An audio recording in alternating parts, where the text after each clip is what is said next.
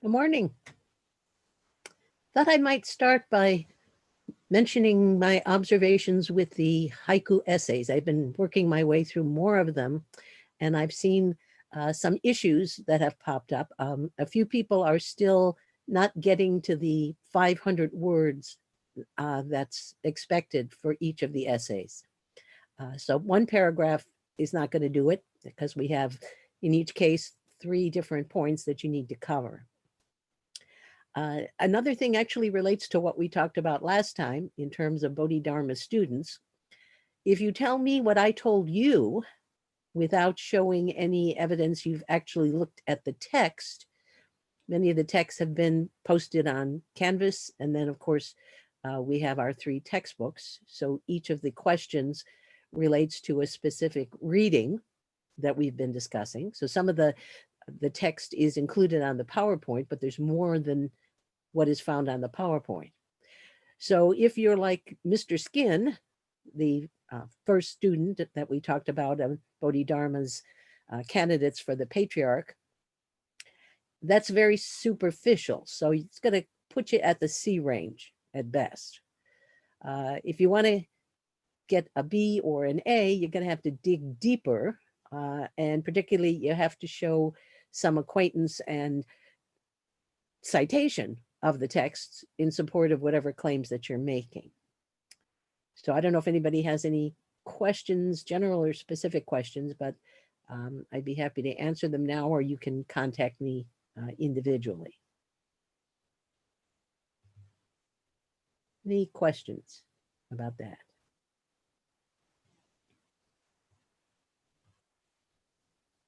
Okay. So I want to start with the responses to last week's commentary. So you were asked, what's in your Chan or Zen teacup? Now, many people said they had never heard of Chan before, but everybody seems to have had at least some acquaintance with the term Zen. It's very interesting to see what people are coming to the discussion with in terms of their perceptions. So that's what I was looking for here. There's no right or wrong answer. It really is about your relationship to this terminology. So it's not unusual that many people said they didn't even know that Zen had any connection with Buddhism. That's more common than you might assume.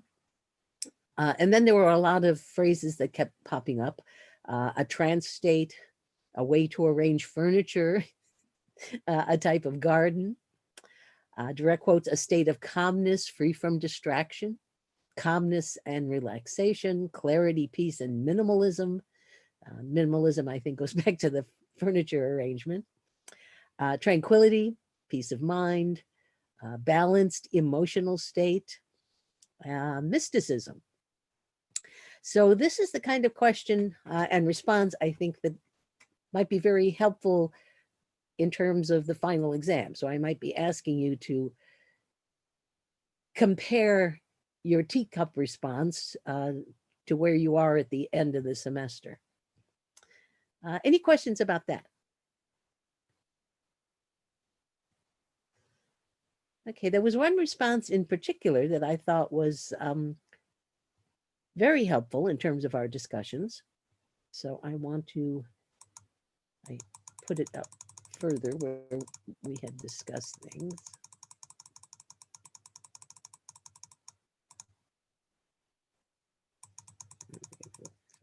So we were talking about the different kinds of meditation, and this person related directly to that. Okay, so remember we talked about the study of the novice meditators, and then there's the Hindu meditators, and then there's the Zen meditators. Well, the student incorporated this into their response. So as I was in class trying to concentrate from many distractions around my house, my dog would not stop barking. Naturally, I became upset and a bit annoyed that he would not stop barking. So I said to myself, just ignore him. Well, that did not work. Instead, I became even more upset that I could hear him through my noise cancellation headphones. Then I realized that the topic of the lecture was illustrating a new form of meditation, which is acknowledging all sounds around you instead of trying to ignore them. So that would be the Zen meditator. So you don't edit out that noise, you respond and then go back. So this is a stimulus response form of attention. So I went from focused learning to diffuse learning as I implemented such strategy to be aware of my dog's barking without it causing me any type of disturbance. I experienced this form of meditation, Zen mind, firsthand, and nothing made it more clear than actually living it. So I thought that was really quite brilliant and fits in perfectly. So what happens when you try to edit it out is that you set up a conflict. There's a dualism that is assumed. So either there's the silence that you want, or there's the dog barking. So it has to be one or the other. The dog is barking. We can't deny that fact. So rather than trying to fight the fact, recognize it and move on, which is exactly what the Zen mind does. It doesn't deny the reality that is surrounding us, the stimulus surrounding us, but the only thing we control is our response to that environment. And that's what the mind is able to do, rather than seeing it as a hindrance. Any questions about that?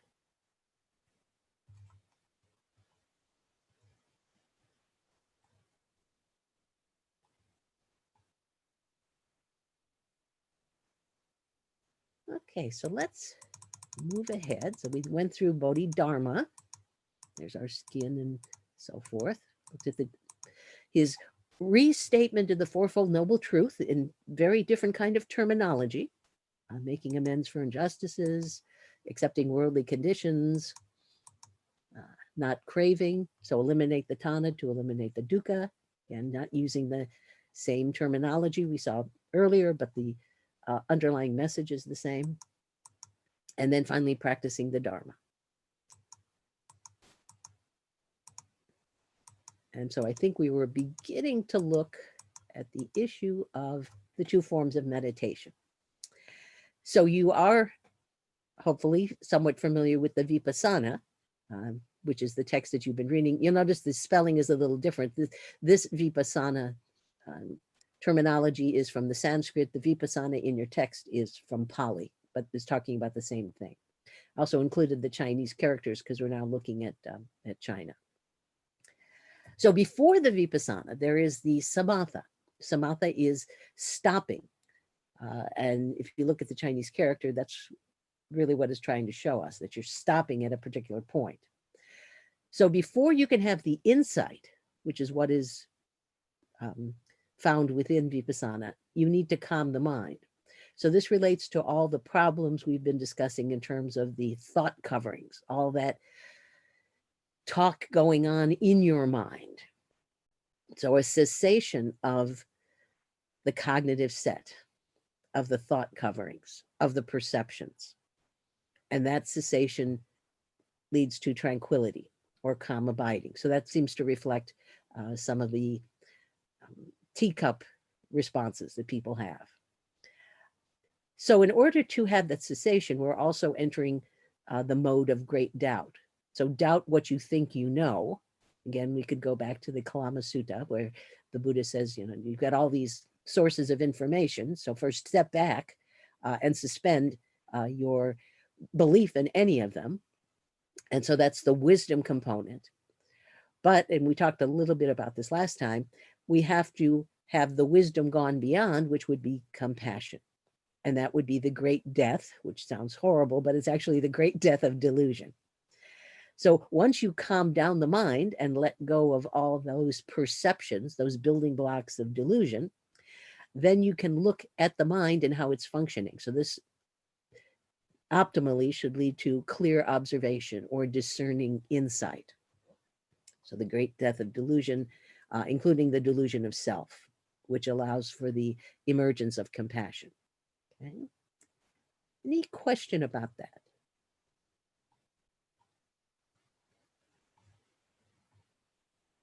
So you have to try to clear away the dust on the mirror mind before you get a good look into the mirror mind, because the dust is going to distort what you see in the mirror.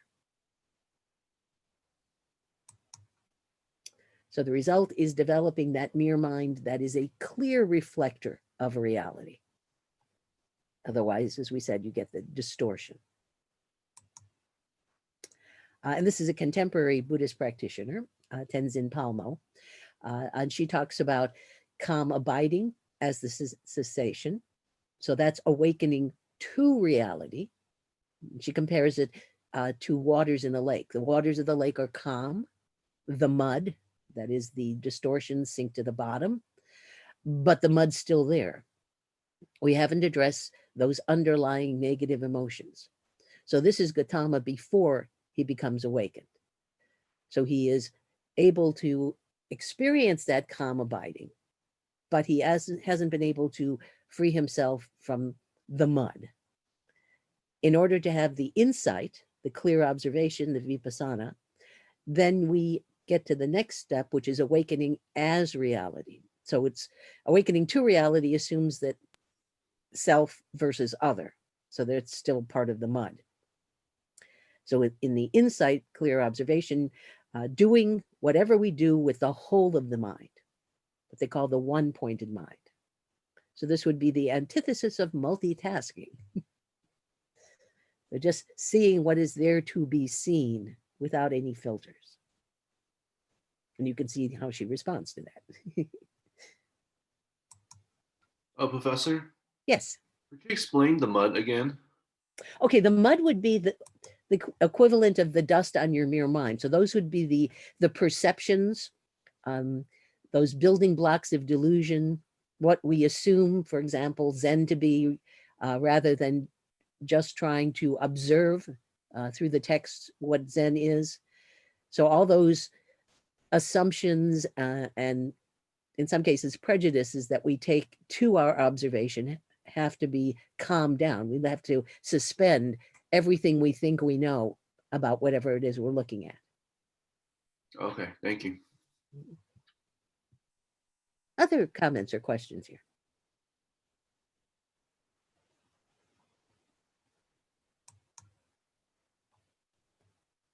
So in terms of Bodhidharma's two paths, he, of course, says that the path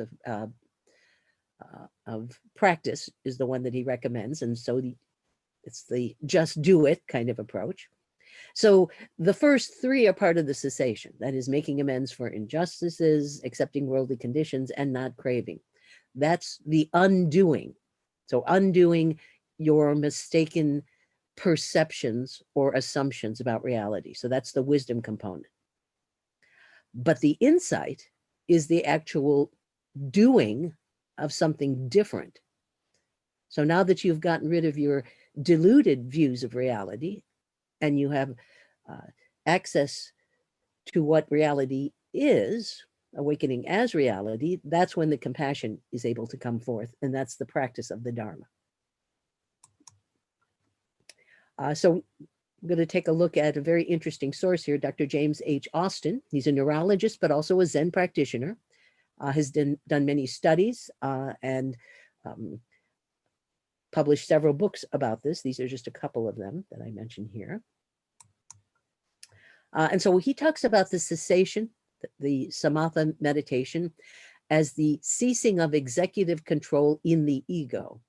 So it's the ego that is task-driven, this top-down, in neuroscience, we talk about this as the dorsal attention, which assesses reality in terms of self versus other. So that's why self has to be clearly left behind as a social construct. So it develops awareness by questioning consensus reality. Again, questioning what we think we know, ceasing all those assumptions. So that would be Buddha before awakening. And if you're familiar with Descartes' meditation, he asks a lot of questions too. He says, this is what I've been told, but how do I know any of that is true? So it's an exercise in skepticism. So just stop all that traffic in your mind. So we're going to take a look at an example here. This is an example from the Buddha's interaction with a mass murderer by the name of Angulimala. And his name literally means a garland made of fingers. So he would go out and he would kill people, and then he would take a souvenir of their finger and he made it into a necklace. Now, there's a variety of interpretations of why he did this, but apparently he was misled into thinking that if he killed enough people, then he would become awakened. So he's not a Buddhist practitioner, but he's a practitioner. So here's the Buddha, and here is Angulimala, and they cross paths. He has his own sutta, by the way.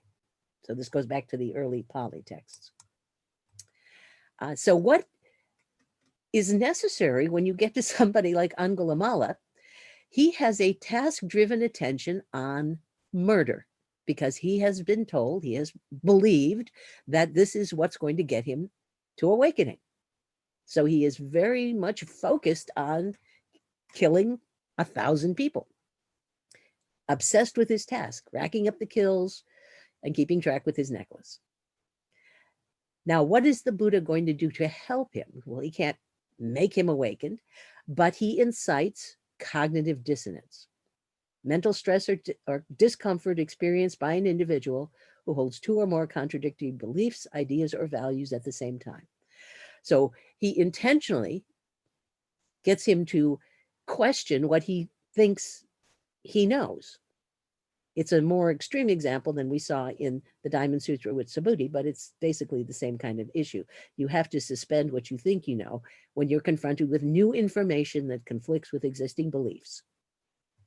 The reason to do that is to provoke the shift of attention to this allocentric mode of being, away from the egocentric.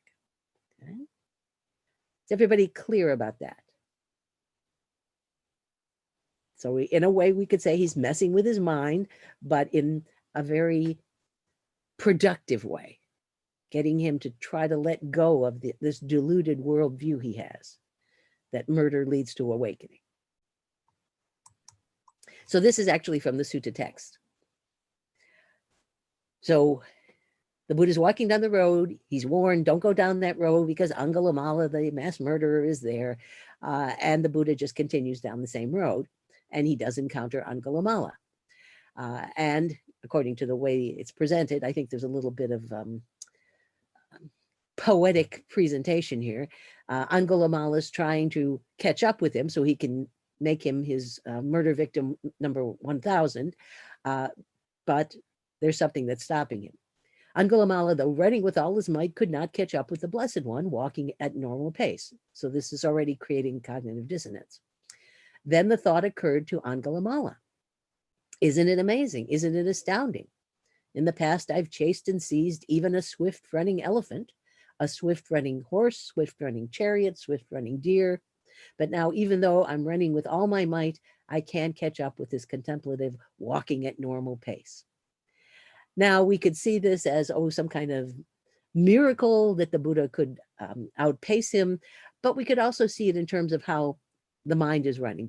The Buddha's way ahead of him, let's say, in terms of his understanding of reality.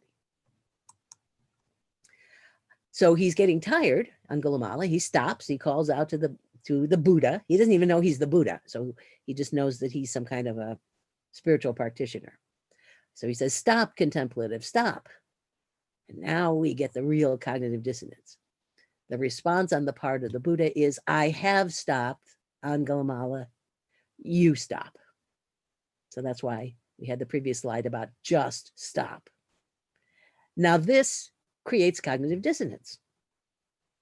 So he says to himself, these Sakyan contemplatives are speakers of the truth, asserters of the truth.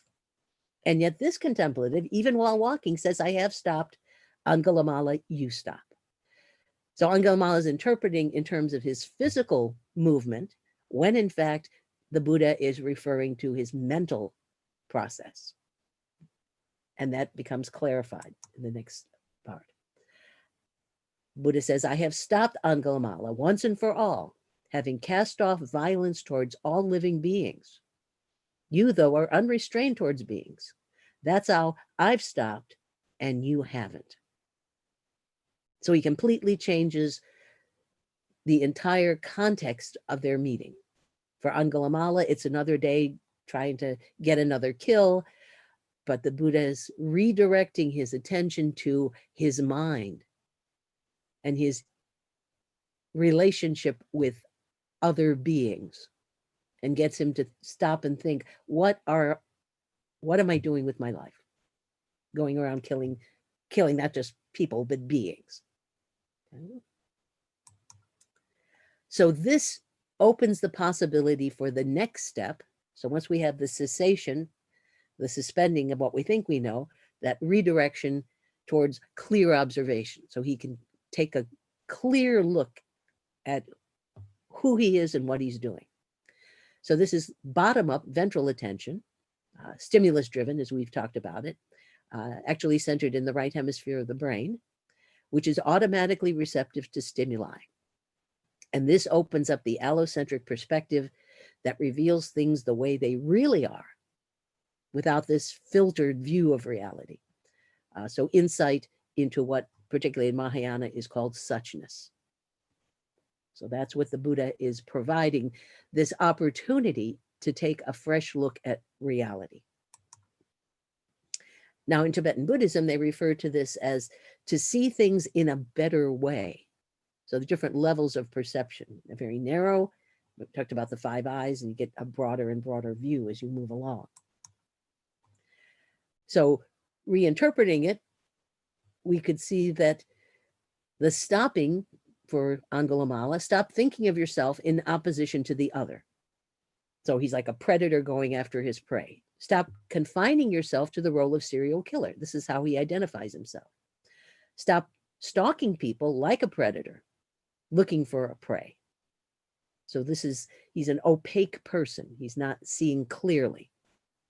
And that's because of his task-driven attention, egocentric processing. I have to do this because it's what I need. So he's obviously not thinking about the other. So that's like the wave, but the wave is part of the ocean. So when the waves are calmed down, this would be the cessation of samatha meditation. And then you get, we could call it the sea of tranquility. That would be stimulus-driven attention, that automatic allocentric processing, seeing the interconnection between all the waves as part of the water. Choiceless awareness, that's how Krishnamurti describes it. So that's the meditation of clear insight. Seeing the big picture. So Angulimala seeing himself in relationship to others, not as something completely separate from him. An awareness of our interconnectedness, what we could call a transparent person. So here is a concrete example. Opaque person is a deluded mind, fully packed with all these assumptions and perceptions. And essentially, it's all about me, how everything relates to me. Only seeing reality in terms of myself. Perfect example, Gestapo chief Heinrich Himmler. Heinrich Himmler was in charge of Auschwitz.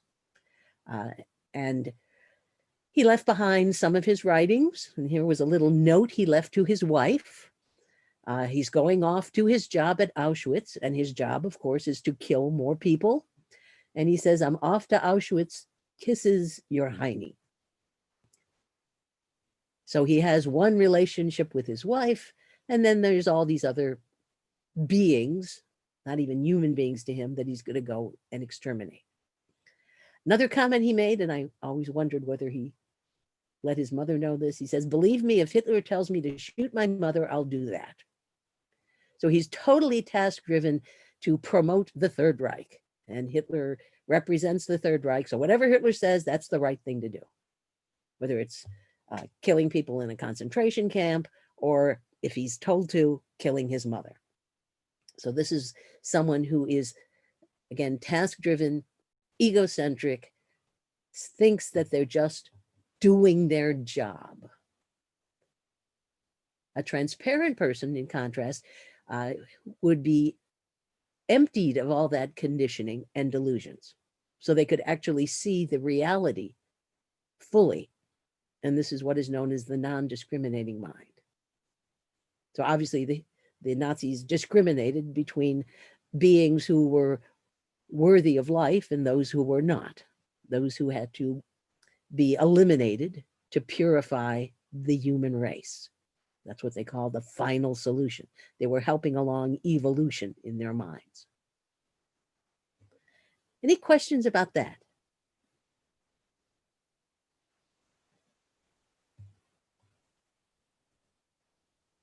Now I have another example here. It's something I've been researching recently. Now I'm not implying that Thomas Jefferson was a Nazi, but something seems to have blocked his mind from human compassion. So we're all very familiar with the Declaration of Independence, with all these soaring words. We hold these truths to be self-evident, that all men are created equal, that they are endowed by their creator with certain unalienable rights, that among these are life, liberty, and the pursuit of happiness. These have been celebrated words for hundreds of years. But he also was a very task-driven person, had a narrow focus on enlightenment cognitive set, and that's why he comes up with all these great ideas and ideals. But this degree of obsession with the task corresponds to a degree to which awareness of reality is diminished. So he's looking at the ideals so much, but in a way, is he, notice I have a question mark there, an opaque person, lacking compassion for his own family and other human beings? So he says all men are created equal, and yet he was a slave owner to the end of his life. And not only did he own slaves who were just his property, but he also had a woman slave, Sally Hemings, and with her they had several children who were born into slavery. The picture on the other side is Shannon Lanier, 9th generation descendant of Thomas Jefferson. And he makes a very interesting comment about his ancestor. My ancestor had his dreams. And now it's up to all of us living in America today to make sure no one is excluded from the promise of life, liberty, and pursuit of happiness. He was a brilliant man who preached equality, but he didn't practice it. He owned people, and now I'm here because of it. So Shannon recognizes the need for transparency. I can't come to any other conclusion that there's hypocrisy in this great mind, this founding father, Thomas Jefferson.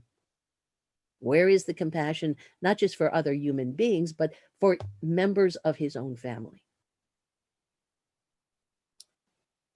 As I said, this is a topic of my research recently, and if you have any comments, I'd be very happy to hear them. What do we do about this? Not suggesting we tear down statues of Thomas Jefferson or rip up the Declaration of Independence, but there does seem to be something not fully working here in terms of his mind. He's got his ideals, and then there's his real life.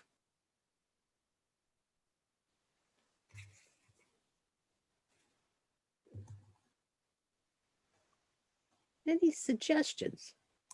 How do we interpret that?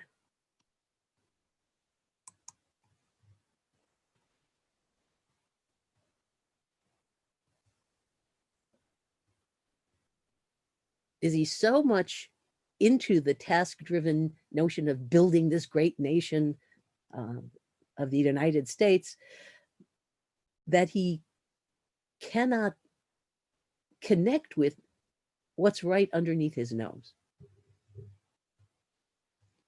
His own family. There could be different reasons for that. Maybe he thought that he provides them a good life.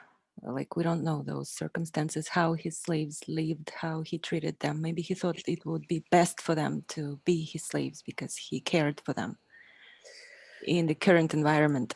Yeah, well, there is some evidence in writings of his in terms of how he did treat his slaves, and it wasn't, let's say, the most compassionate treatment we could imagine. Mm-hmm. So this is a very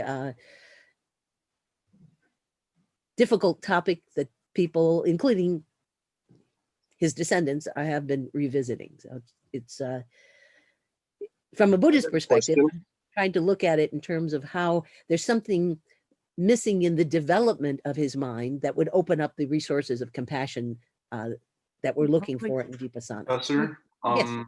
Mhm. Yeah, thinking back, I remember the Declaration of Independence. It guaranteed like all men are created equal, like and all that, but Mm. it excluded women, slaves, Native Americans. So I think that's the one of the problems here. Even though you didn't read, I remember that from the Declaration of Independence. My history teacher was like, yeah, he was really like ticked off as he was telling me. So this so-called Declaration of Independence guarantee all men are created equal under God, but what about women? What about slaves? What about Native Americans? They are all excluded. And yeah, Thomas Jefferson, what he's doing with slaves and how he had several children with a slave, which I had no idea about. It definitely proves how the lack of compassion that he holds. Yes, yes. So this is a very deep issue that people are trying to wrap their heads around. And I'm suggesting that maybe Buddhism does understand what happened here, is getting stuck on that task-driven mind. And the answer that often came up when people like Jefferson were asked, because he's not the only one who was a slave owner, but also promoted the so-called all men created equal. They said, well, economically, we can't afford to end slavery. That was the rationale often given by the southern states. Saying, if we do that, our economy is going to fall apart. We just can't afford to make our plantations work unless we have slavery. So There they is- needed that cheap labor, right?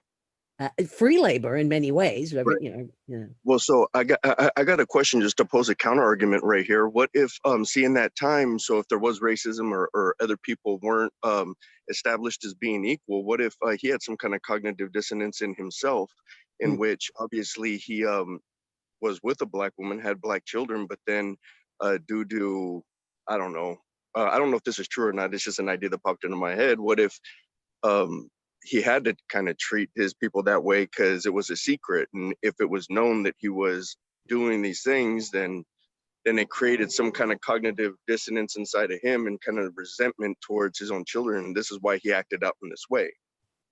Does that make sense? Yes, I think that makes a lot of sense. I suspect he's a very intelligent person. He must have experienced some cognitive dissonance about all of this. It must have occurred to him that there's something really strange about his ideals and his life.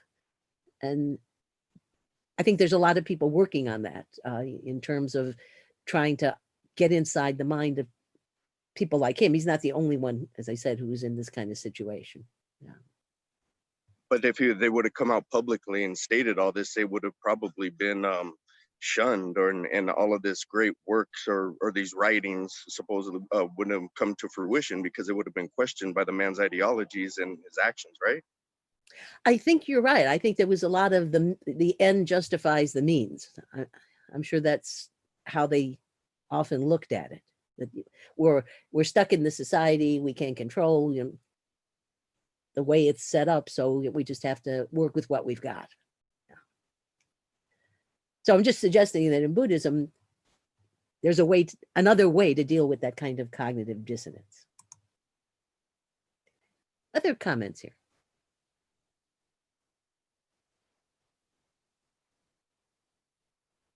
I think it's particularly important to see how his descendant responds to this, because he's not denying that there is a connection there, but he just wants to move on and, as he says, make sure that what Jefferson wrote can now actually be lived by everybody. Professor, Good idea, but lack sorry, of follow through. yeah, I just got a question. The picture on the right, is it a real portrait? Because I've never heard of this before. Oh, this was a recent project that was done by Smithsonian. And what they did is they took famous people and they found their descendants and posed them in the attire of the time. So this Shannon Lanier, this is a contemporary picture of him which is posed to mimic Thomas Jefferson himself. Oh, okay. So it was recreated. That's right. That's right. Oh, okay. Because I never heard of yeah, I never heard of that. I never seen this picture before. Right? Yeah. So he's living today. Oh, okay. He's Okay. a modern person. So he's the 9th generation descendant from Jefferson. Oh, I never knew that. Good to know. Also interesting, he at first he didn't want to do the photo shoot because he felt uncomfortable. Then he decided that he did want to make a statement, and that's why they included his statement here. Oh, okay. Yeah. Thank you. Mhm. So where does this compassion come from? And this is again back to Austin. He says during meditational practice, to see one's original nature, and that's something we're going to talk a lot about in Chan, our egocentric perspective of things in relation to self is deactivated, while the second allocentric, which decides where objective things are in relation to one another, is enhanced. So a part of your brain is turned off in meditation practice, and another part becomes active. And that's the part where the compassion comes from. So maybe that's what was missing, the activation of the compassion component. So leading to a startling experience of selfless reality. So he's not just talking as a researcher, but he's talking from his own experience as a Zen meditator. So we can also connect this up with the Bodhisattva Avalokitesvara, who talks about keen hearing and vision, hearer of the world sound. So you're actually paying attention to the suffering of people out there, so you can try to help them. So Austin argues that this is in everyone. Everyone has that potential. It's been there all the time, but many veils of the personal stuff had been interposed, distorting the way in which the real world enters our consciousness. So we're kind of filtering out that reality of the world at large. So let all that stuff drop out, and you start seeing the world through an allocentric prism. So two things go on simultaneously, and they reinforce each other in the final experience. One of the Buddhist terms for that remarkable allocentric perception is suchness. Suchness is the way things really are, without self in the picture. So this is what is experienced in Vipassana meditation. So he talks about this as the neural base of Buddhist compassion. So the compassion is there to be accessed in our brain, but compassion emerges late and takes a long time to become selfless. So the wisdom comes before the compassion, as we've been discussing.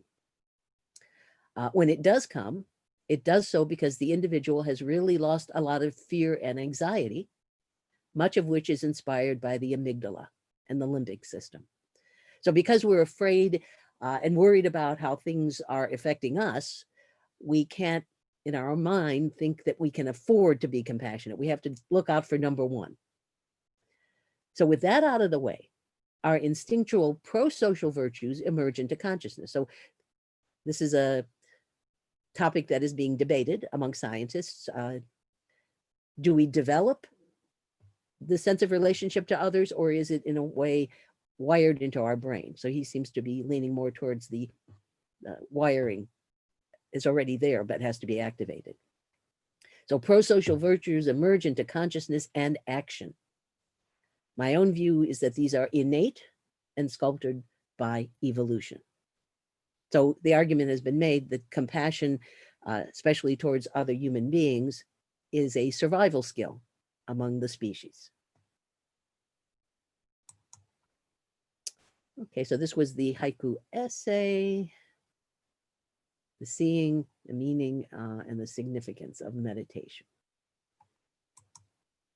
Okay, so any questions about this demystification of meditation?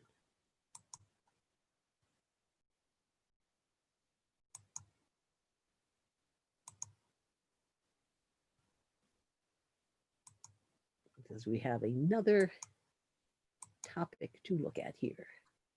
So would Chan meditation be both Samatha and Vipassana. Is that correct?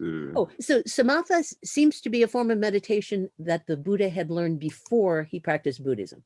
So Zen meditation is specifically oriented towards the Vipassana, but in order to get to the Vipassana, you have to do the samatha.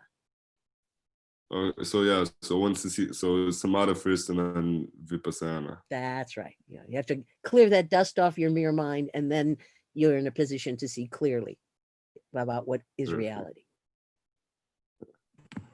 I had a question as well. Curiosity, like how long would somebody have to practice the samatha meditation before advancing? Is there even a time frame or? This is why in Chan Buddhism, they put a lot of emphasis on the master-student relationship. So you're working with the master who can kind of guide you along in terms of when you're ready to process to the next level. And we'll see examples of that in the readings. Very often the students think that they're further along than they actually are. And that's when the master has to kind of slow them down and make sure that they don't get ahead of their skis, as people like to say. So no one could do this by themselves, essentially. It can be done by yourself. Actually, Bodhidharma says that you don't need Buddhism at all to become awakened. It's just a lot easier to do it if you have some kind of support group behind you. Yeah, so it is possible, but it is going to probably take longer. And that's why people go off to temples and practice in this very controlled environment, because it's more effective and more efficient. But it doesn't have to be that way. Thank you. Other questions? So I think you can see we're in a whole new world here, just looking at that picture, because this is a Chan Buddhist inspired painting. It was a huge influence that Chan Buddhism had on the development of the arts, particularly painting and poetry in China. And it continues until today. So this was one way to express one's mind of no mind. And one thing that you notice in these kinds of landscape paintings, this is a modern version, but similar to ones that date back to the Tang and the Song dynasty. It looks at the whole picture of reality. So that entire mountain is suchness, and the human occupation is put in perspective. So we're not dominant. It's not a portrait of a human being. We're part of nature. Shows that interconnectedness. So nature became a very important aspect of Chan training. As we saw with Bodhidharma, he did his meditation practice in a cave. People did it in natural environments. They built temples on mountaintops. So I referenced here the crooked milk pudding story from the Vipassana text. And anybody remember that story? We got some clues here. We got the milk pudding. We got the bird.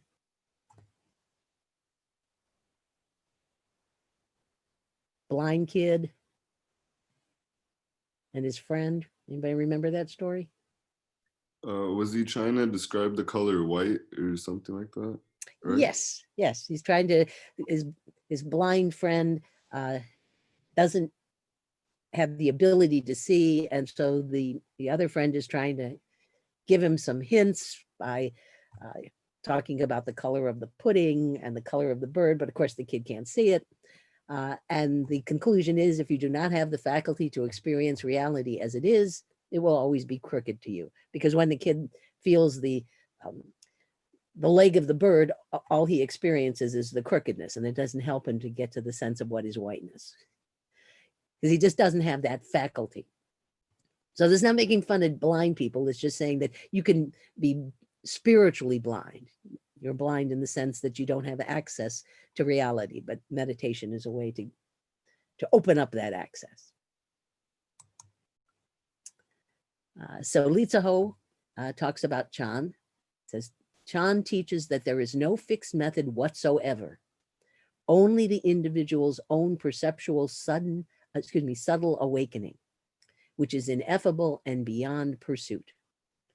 So this is where self-reliance comes in. Everybody has to have their awakening on their own, but the master, the temple, provides the context that can make it more likely that you will have that perceptual awakening. The direct experience of mysterious awakening that happens in a moment of time. So there's different forms of Zen, the one we're going to, or Chan, the one that is associated with the sixth patriarch is known as sudden awakening. So that's the kind he's talking about here, happening in a moment of time. This experience eliminates all barriers between self and other, self and things. So human relationships, relationships to other beings, relationship, for example, to nature. In Chan, eternity is contained in that most ordinary and extraordinary sudden turning of the head.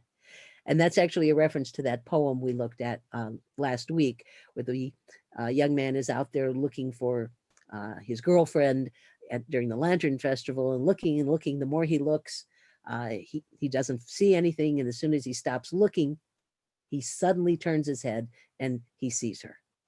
So that sudden turning of the head is being compared to that awakening, that subtle awakening, which comes when you least expect it. So if you're task driven, you're going to be looking without finding. And if you allow yourself to become stimulus driven, then you find without looking. And that's what we're going to see in the Zen source book. So there's the waves. We had an example previously about the waves, and then there's the suchness. There's a direct connection between them. The waves are water, the ocean is water, but one is superficially fixated on. So we have the multiple dharmas, the things in the world, discriminations, acquired data, different indicators of identity by age, gender, ethnicity, species, self-consciousness. But those are all very narrow, incomplete realizations of reality. All of that is connected to this ultimate reality, which is suchness. So it's not two different worlds. It's the partial truth and then the complete truth.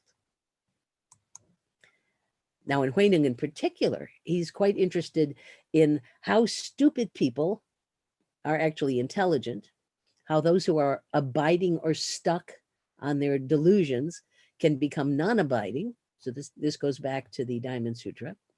Those who are benighted and confused, how do they become enlightened? And what we look at as dying or an end of everything in Chan is often described as going home.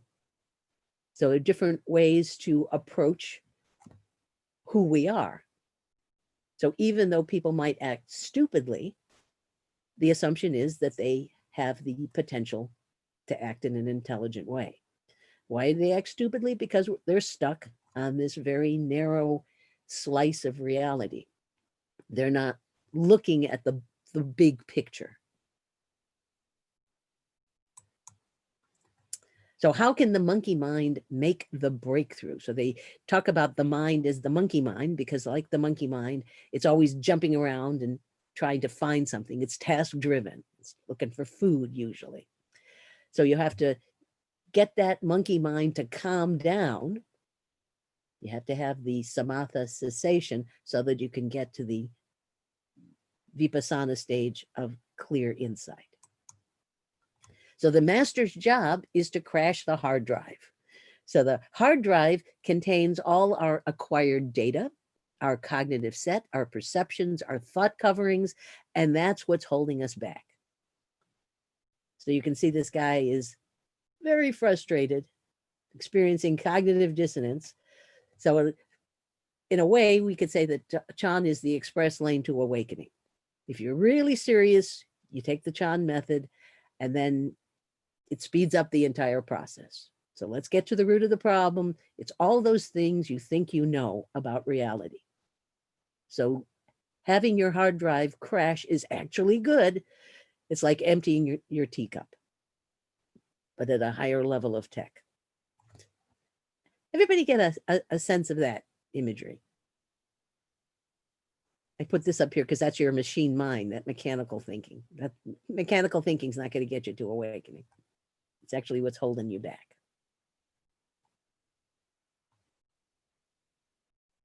So this guy thinks it's the end of his life, but actually it's just the beginning.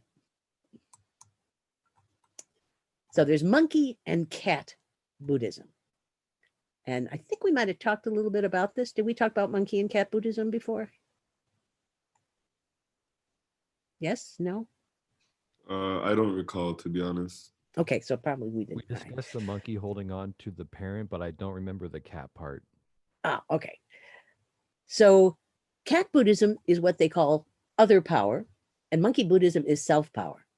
So in the relationship between the mother and the baby, the mother cat carries her kittens around. I know it looks like the baby's dead, but actually there's a muscle in the neck of lions that if it's pressed, like she's pressing it, it makes them relax. So the baby's not dead. It's just very relaxed. So mom can carry it. So either you expect the other person to do all the hard lifting, or you do it yourself.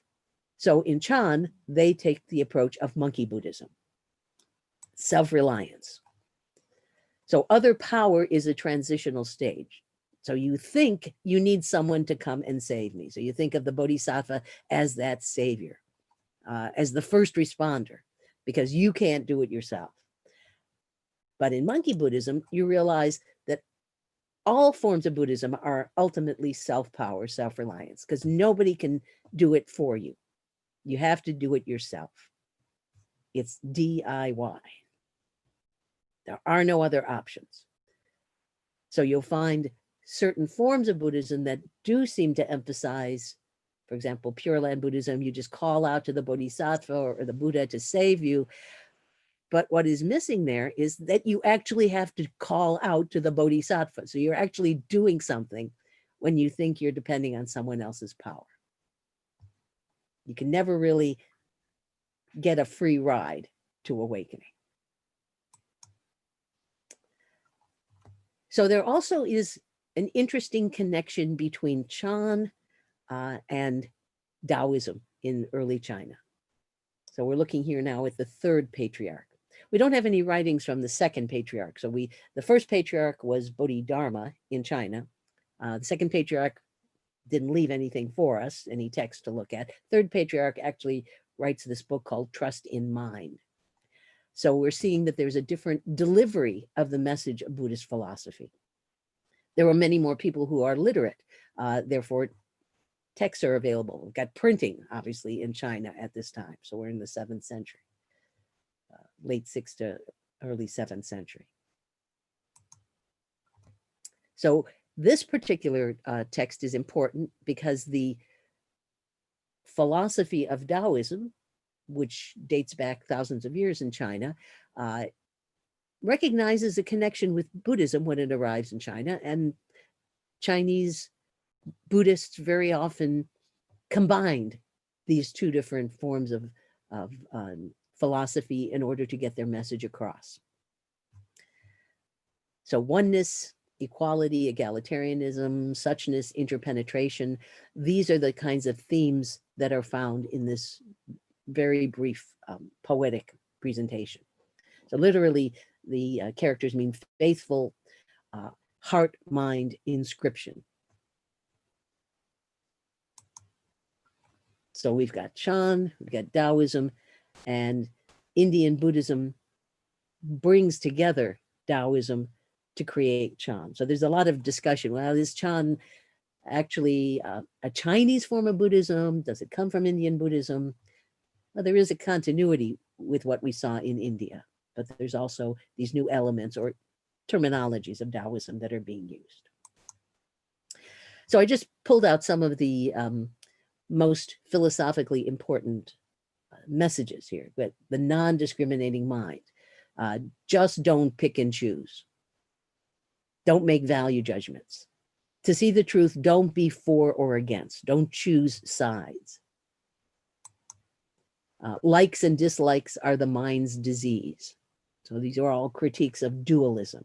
Buddhism, of course, is non-dualistic. Outside, don't get tangled in things, so-called external reality. Inside, don't get lost in emptiness. So Chan has an understanding that you really need to empty out the concept of emptiness. Otherwise, you can get stuck in the notion of emptiness. And if you're stuck in emptiness, then you're not validating the reality of the so-called external world. So you cannot go off into this spiritual realm that completely disregards sensory experience. That would be another form of dualism. That actually is what we find in Vedic religion, because it's telling you that, you know, the mind, the soul, that's what's reality, and the body is just something you have to escape from. Well, that's not non-dualism. Denied, the world goes on. Pursued, emptiness is lost. So again, the more you try to get it, the less likely you are to succeed. The more you think and talk, the more you lose the way. Cut off all thinking and pass freely anywhere. So here you see the skepticism about the efficacy of language itself and thinking. So don't get fixated on any of those thought coverings. One clear moment within illumines the emptiness before you. So that one clear moment would be that clear insight of Vipassana meditation. Do not seek the truth, only let go of your opinions. If you make right and wrong, your mind is lost in confusion. Again, that dualistic mindset. No world, no one to see it. No one to see it, no world. So observed and observer, that's another form of dualism. They're actually interrelated. Follow nature and find the way. The way here would be Tao. So nature, we saw that in the opening slide, where the natural environment is highly regarded. That is reality. That is suchness. Nirvana is samsara. Samsara is nirvana. Free, easy, and undisturbed. So tied to your thoughts, you lose the truth, become heavy, dull, and unwell. So a naturalistic approach. So that is also very much the message of Taoism. They're nature lovers. To ride the one vehicle, that would be the Buddha vehicle, do not despise the six senses. So mind-body dualism is completely rejected. We saw that from the very beginning.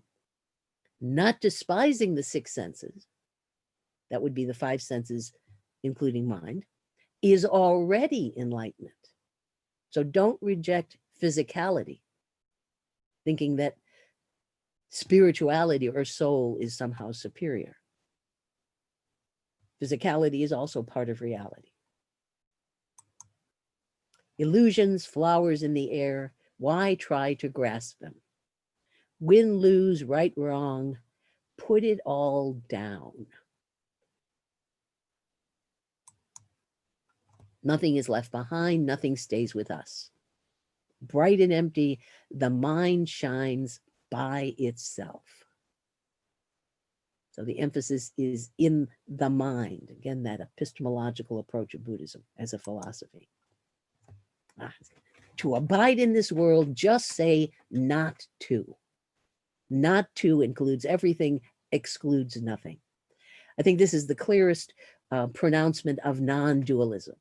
So very often you might see Buddhist texts talk about oneness, but in fact, this is the correct way to put it, just not to. Because if we go to oneness, then we're stuck on monism, which is of course, not what Buddhism is about, as we saw from Inada. Trust and mind are not two. Not two is trust in mind. The way is beyond all words, not past, not future, not present. You might recall the passage in the Diamond Sutra that talks about it. Past mind is not got at, future mind is not got at, present mind is not got at, because there's this ongoing process. So basically, that's how the third patriarch is presenting Buddhist doctrine. It's not the dialogue back and forth as we saw in the suttas and the sutras. Poetry, of course, is extremely important in traditional Chinese culture. And so that was an accommodation to the culture and also the time period. And here we have another way of presenting Buddhism, and that would be Huineng, the sixth patriarch. So we've passed over a couple in between, but he's extremely important because he changes the way in which Chan Buddhism moves forward.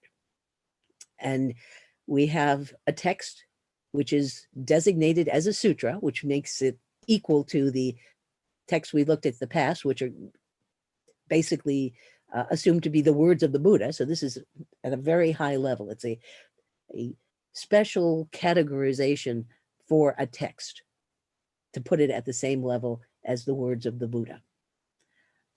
And it is basically an autobiography, but also interspersed with his own philosophical development of Chan. So I like to talk about him as the Cinderella of Chan, because he is the least likely to succeed. He is illiterate. He's a barbarian. In other words, he's not fully Chinese. There's some sense that one of his parents were actually Vietnamese. He comes from an impoverished level of society. And at the time he becomes the sixth patriarch, he's not even a monk. He hadn't taken his monastic vows.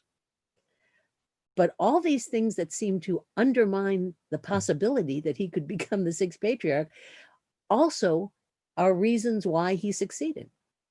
He wasn't stuck or fixated on words, on scholasticism, or on intellect. So on the surface, he looks like an ugly duckling in the story, but really he's a beautiful swan. And if he can make it to become the sixth patriarch, anybody can. There's basically nothing holding you back except the thought coverings, the cognitive set. That's what's holding you back. So we have prajnaparamita, wisdom that has gone beyond words, concepts, cunning intellect, and big ideas. It's not the ideas, it's the practice. So there's a kind of Tao of deception going on there. So at the very beginning, Huineng meets the fifth patriarch. So he hears someone chanting the Diamond Sutra and becomes very enthralled by it. He's, again, according to the story, he's illiterate, so he can't read it, but the Diamond Sutra was very popular and people would often recite it, and he needs to learn more. And so he is advised to go join a temple so he can become a practitioner. But when he gets to the temple, because of all these things working against him, his poverty and his personal background, his lack of experience, lack of education, all of that seems to mandate against his even being allowed into the monastery. The patriarch treats him by keeping him at a distance. So we have this idea of hiding one's light before the worldlings. So they get into a little back and forth. The patriarch is testing him to see whether or not he really should allow him into the temple. And the patriarch says, this barbarian has a sharp mind. But then he sends him back to the kitchen, go to the backyard and speak no more. So he allows him in, but he doesn't seem to be showing him any favoritism. What he really contributes, Huineng, is taking us to the next level. So where do we wind up after we realize right understanding and right thought? So the first two aspects of the Eightfold Path. There's more to just to practice than just having that wisdom component. You have to move it forward. And he emphasizes that. So what's on the other side of language and concepts? What's on the other side of the discriminating mind? How is enlightenment different than being a normal, stupid, ignorant human being? What's the difference between being asleep and being awake? Now, the implication is that there is a continuity between those two. But how do we get the stupid to become enlightened? So non-abiding is really the secret. And that non-abiding is exactly what intrigued Huineng from the Diamond Sutra. Because that's one of the main messages of the Diamond Sutra, that Subhuti in section 2 asks, where should I stand? Where should I abide in my bodhisattva practice? And then as they go through their dialogue, it is revealed that the problem is there is no place to stand. It's a process. You have to keep moving forward. So when you try to find a place to stand, you're actually working against the possibility of awakening. So after he's been there for a while, the fifth patriarch issues a challenge to the entire temple, all the monks. So all day long, you seek only your own blessings, he tells them. If your self-nature is deluded, blessings will not save you. So their practice is not complete practice or true practice. So he tells them, go seek for wisdom in your own minds and write me a stanza. So it's a poetry contest he's proposing. Thinking and reasoning won't help at all in perceiving your self-nature. So we're seeing something important here. A cultural understanding of self-identity, which is changing from an Indian context now into the Chinese context. In India, as we saw, the notion of self-identity initially was defined by Vedic metaphysics. So there's this is, the Atman is our identity, and Brahman is the cosmic identity. And so you want the salt of your Atman to be absorbed into the water of Brahman. That's what the Buddha was trying to do before he became awakened. So the Atman awakens to the reality of Brahman. That's how they assumed it worked. But in the Diamond Sutra, all of these dualisms are questioned. Self versus other, human versus non-human, living versus non-living, separate soul versus many souls. Several times in the text, it says, you know, if that's what you think your identity is, then you're mistaken. That's not Buddhism. So that's where we get back to the core message of non-Atman, non-self. So forget about metaphysics, redirect to epistemology,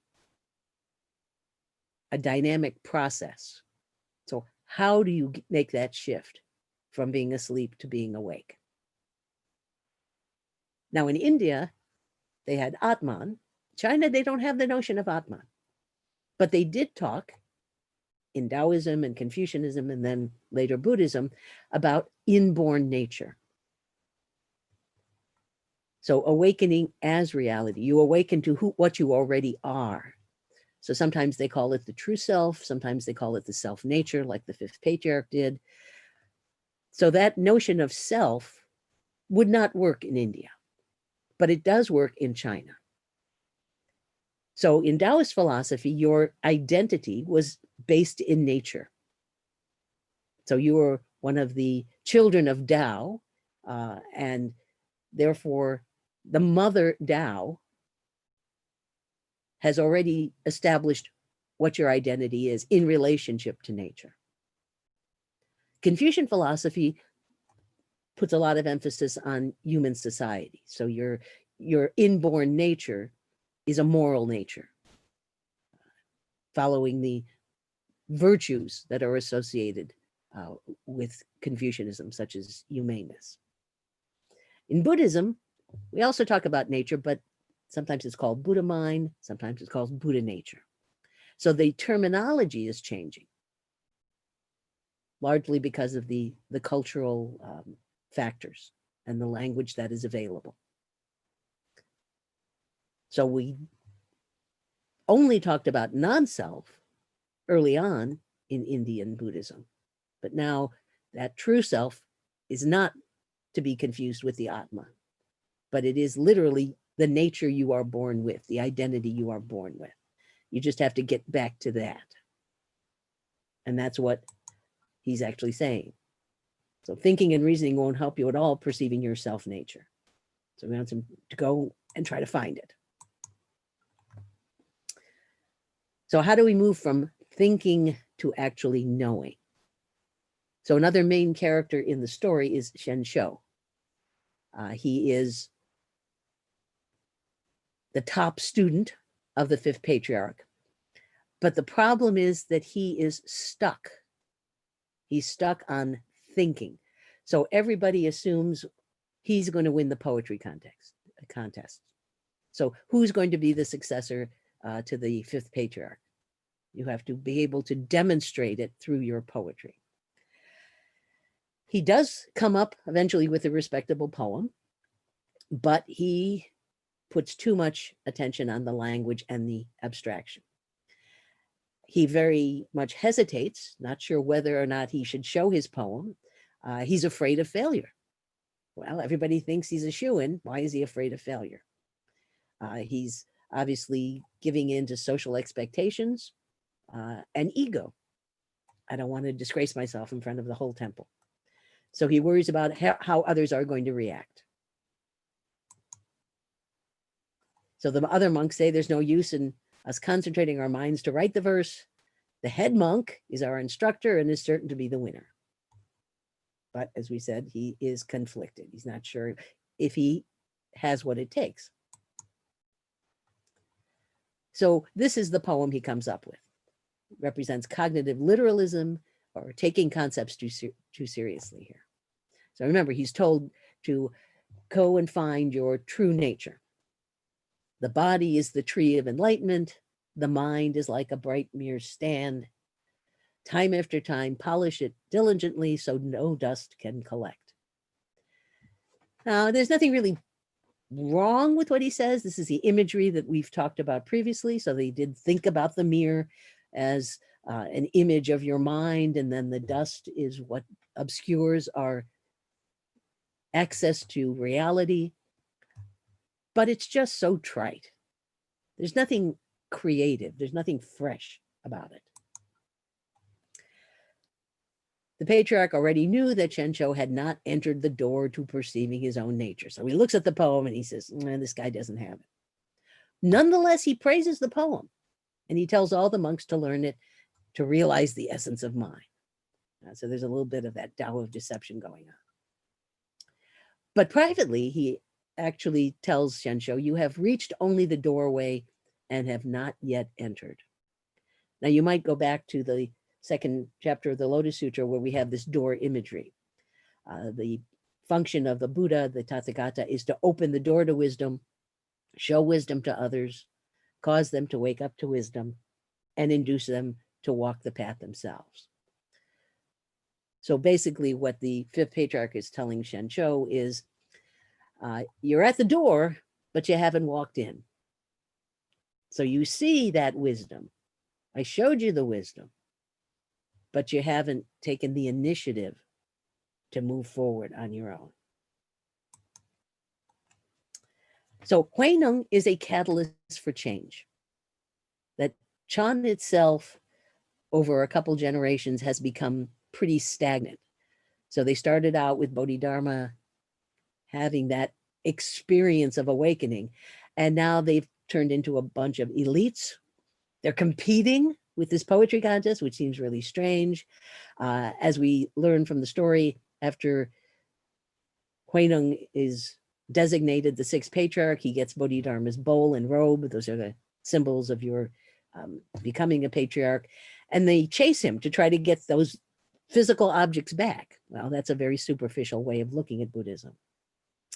And previously, there's a single transmission in each generation, so that one patriarch would pass it down to one student.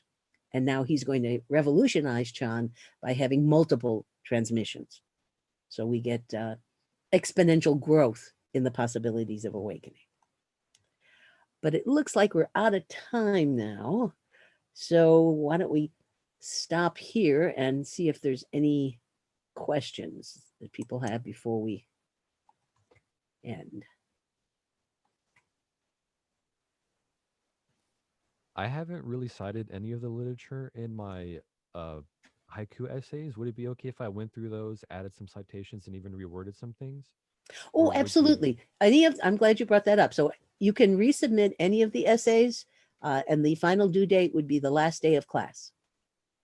Okay. I think thank you. philosophy, sometimes you have to think things through, and particularly as we get through the entire semester, there are things that we will discuss that will make clearer what we had discussed earlier. Okay. So and definitely, for- I invite people to do that. For the resubmittal, would it be okay if we just put like a comment on that submission, be like, hey, I resubmitted this, and just resubmit it like normal? Or do you want us to email those to you? I'm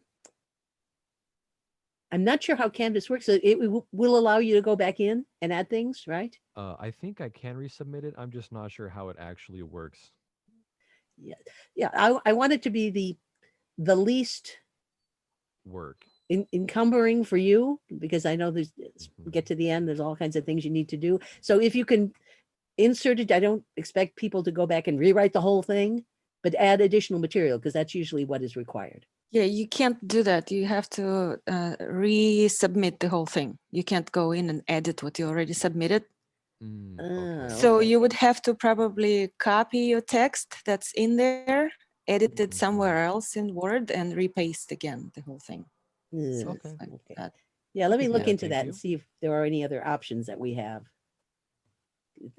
The program's a little bit task driven, let's say.